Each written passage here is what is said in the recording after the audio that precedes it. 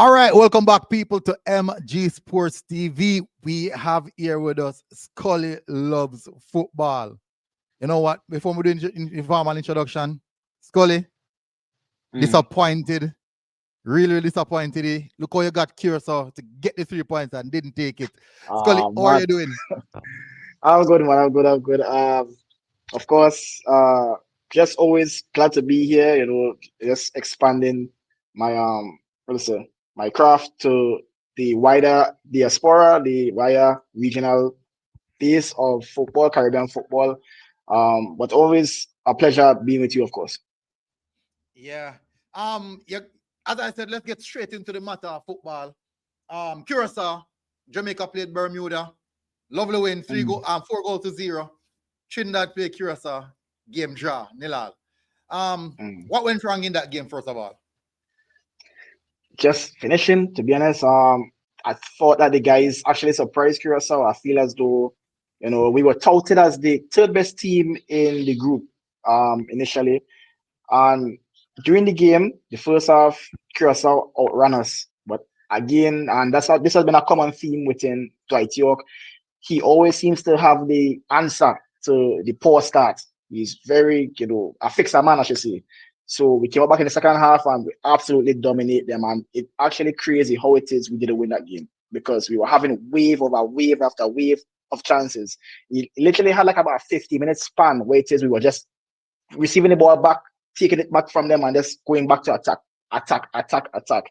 But unfortunately, finishing wasn't up to the best. So we just had to settle for the points. Even Dick Advocat himself, the Curacao coach, he said that he was surprised that they actually left with a point.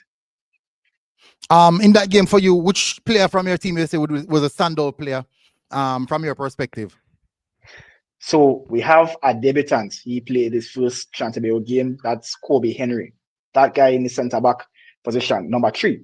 Guy came in, and for the first time in years, I would say that I was truly comfortable and relaxed while seeing Trinidad and Tobago defense. Like, we haven't been good defensively in years, and this guy just came in with one game and he just transformed the whole back line. I saw him, I noticed him from the first kick at the ball. I saw him like commanding the team, commanding the line and saying, hey, you go up, you tuck in, you do this. And this is what we needed a long while. And especially with him pairing up with Trinidad, who I rate a lot, and you guys should know, being the Montego Bay captain in the JPL. Both of them were pretty strong. Trinidad was a bit, shaky with the ball on the feet, but apart from that, really good defensive performance. And of course, the guy from Crystal Palace, he haven't played a game with Crystal Palace as yet, but he still is a Crystal Palace player. He in the first team. That's Rio Cardines, 19-year-old Rio Cardines. Guy was just all over the place as the wing back. Played an amazing game. But of course, standouts from Kevin Molino, the veteran. He played really well in the midfield, the attacking midfield. I think the pivot as well actually shape up themselves. The over the span from the Unity Cup to the Gold Cup, we have been getting split within the midfield like way too easily. But in that particular game, especially probably our toughest game, barring like USC, I would say, them guys actually step up. And it actually brought a newfound optimism to me as a Trinidad Tobago fan that we could definitely win this group. And all the talk about Curacao, are you surprised the performance that they turned up against with Trinidad? You expected more? Are you disappointed in regards to their performance? What's your thought on that? No, Curacao actually showed that they're actually really good. Them guys are some athletes, all of them really fast, they're technically sound. But I truly surprised of Trinidad and Tobago being so good to match them. They actually matched them like Trinidad and Tobago.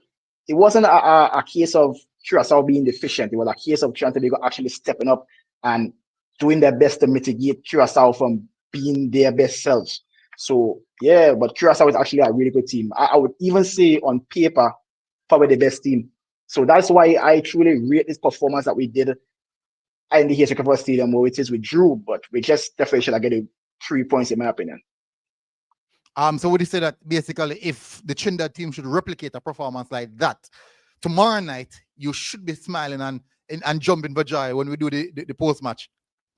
Yeah, definitely. If it is we replicate the second half. And by the way, that game is gonna be my birthday. Tomorrow's my birthday. That'll be just amazing for me to have 3 points, to have the happiest birthday I've had in a while. Like Yeah. beating Jamaica in Jamaica is not an easy feat. We all know about the office, as you guys have to call. Why is it you guys call it the office, by the way? All that. Why did you guys call your stadium the office? I think more than likely just from back in the 98 era where it's like that's where your business happened, and we were so dominant at home, so we just kind of make it be a sense of this is our territory. So we just give it something. Well, we can say we own this. You come, like the term, you come into my office, you're My coming to office. my space now. Yeah, so something like that. So, but I come from far back still. It's coming back from far back. But generally, I thought that you guys played really, really well versus Curacao. For me personally, I was a little bit disappointed. I thought that Curacao didn't look based off how I expected them to look, or maybe especially the second half. I thought you guys were definitely the dominant team. And when I was watching that, I'm like, this looks serious from Trinidad, man. Now, for me personally, I am more fearful of Trinidad than that of Curacao, based on the fact that Trinidad know us. Trinidad is a team that they have played. You guys have played us so much time. The coach have enough information going into this game. Curacao don't have much. But even though you're watching one videotape, it's totally different from when you play against a team, And we have played against Trinidad quite probably the last 2 years, maybe about 10 to 15 meetings, Gold Cup friendlies, Unity Cup, multiple friendlies with the locals, each team bringing in local squad, so there's enough information between both teams so the game the coaches can work with overall. But at the other hand, I'm expecting a really good match. And also we have players who know about Jamaica, not only just like Jamaica players, the culture too, the culture. They play in the GPL.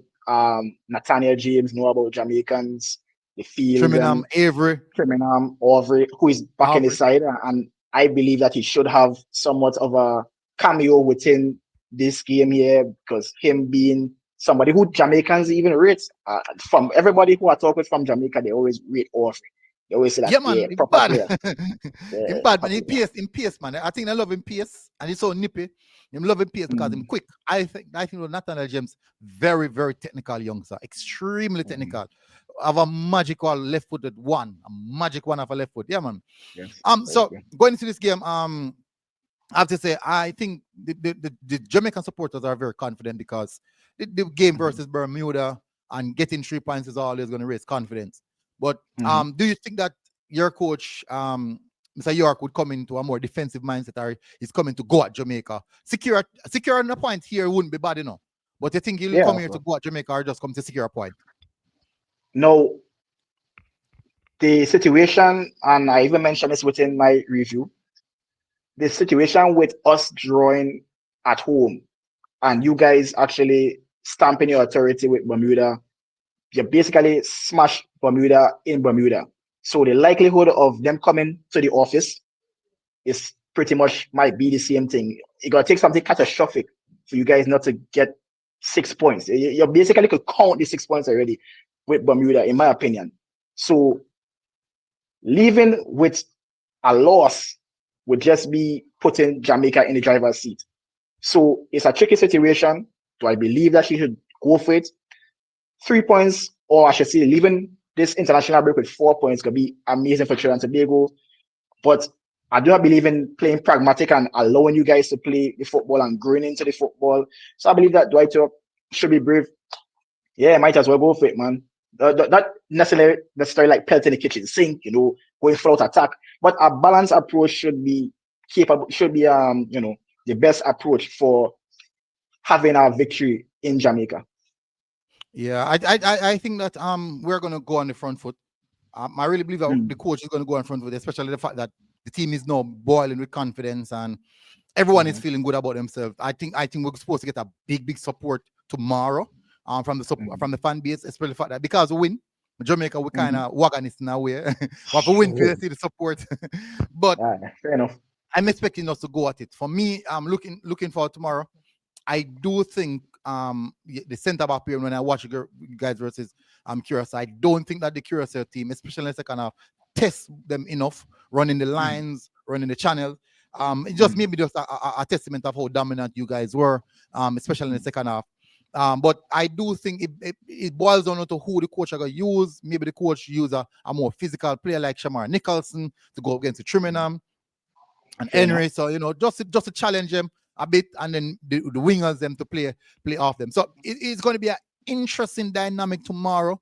I'm expecting a positive result. I'm really expecting a positive result. I'm not going to go in a prediction. No prediction for the starting lineup, but may I do prediction for score line. Our overall who win or lose. What do you think about it? You think you'll get a draw or win? If you get a win, give me a score line prediction. So I believe that we could win the game as long as, of course, at the front line of Levi Garcia, Spicer, and Dante Seeley fires, and Kevin Molino, of course, pulling the strings behind them. I believe we could win 2-1. I feel as though goals will come. I don't think it could be like a stalemate like them, games where it is we won't have chance. I think it will be end to end. Each team will have their chances of the waves, is whether or not they take their chances within the waves that they get. I think it will have one team sitting at some point, another team sitting at some point. So I truly believe that we might win 2-1. 2-1.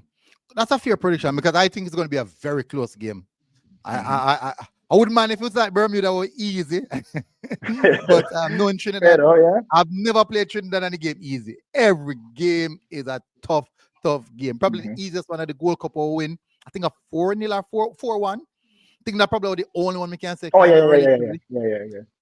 Yeah. So probably the only one. But other than that, I'm expecting a tough game. If we should win, I'm gonna say probably a 2-1 as well. And I do think that you guys probably can come and put in a very strong defensive performance and probably nick it 1-0. That's a possibility. But I do think that Jamaica have the quality to get it over the line. And said maybe a 1-0 because you guys are defensively solid. Maybe a 1-0 victory, 2-1. Because yes, as I said, goal or score on both sides. But after that first game, how confident are you now that you guys can secure either first or second place in this group? Yeah, the first game, no, I was always on the fence. I was just going purely off, fans would just go based off the vibe, of the aura that comes off from the team. But after what I saw in Curacao, it actually showed me that this team actually have a lot of fight. Because on paper, this Curacao team is supposed to be 10 times better than our team. But we came out there, we showed ourselves and also had a big up Dwight York. And a lot of people, they have mixed feelings with Dwight York, especially with how long he took to make the changes for the Curacao game. But apart from that, he does really well in fixing the errors that would occur in the first half. And he does a very good job in mitigating the teams then from playing their style and being comfortable. So that's why I truly believe that once I do believe that the key for the driver's seat is with Dwight York. If Dwight York has a good game and good managerial performance, we could definitely beat any team that we play in this group here. But one matchup in particular I'm looking at, that's, of course, the left-hand side with Cephas and young Rio Cardines. Cephas fast, like just a bundle of energy, man. So sometimes a bit selfish, though, Sometimes a bit selfish. Fair enough. Yeah.